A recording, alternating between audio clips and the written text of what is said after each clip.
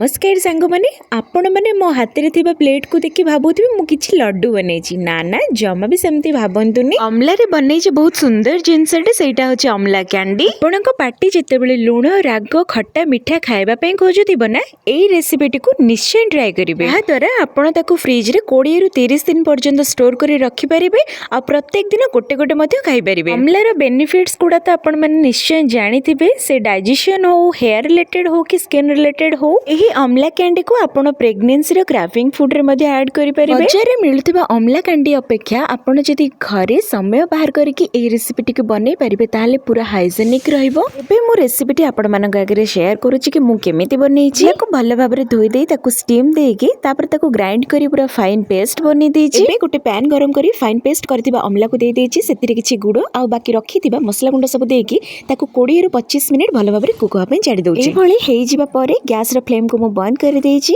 ताको संपूर्ण भाबे ठंडा हेबा पई छाडी देछि हाथ रे टिके हल्का घियो लगेकी बॉल्स बनै देकी गुंड करथिबा मिश्री रे ताको भल भाबरे कोट करि नउछि एबे प्रस्तुत हो जाइछि मोर अमला कैंडी आपण माने ए रेसिपीटी निश्चय ट्राई करंतु आपण मानको निश्चय पसंद आसीबो हां मिश्री रो सुता काहे कि बारे ए क्वेश्चन आंसर जदि आपण माने जानिथिबे ताले कमेंट रे निश्चय जणैबे जय जगन्नाथ।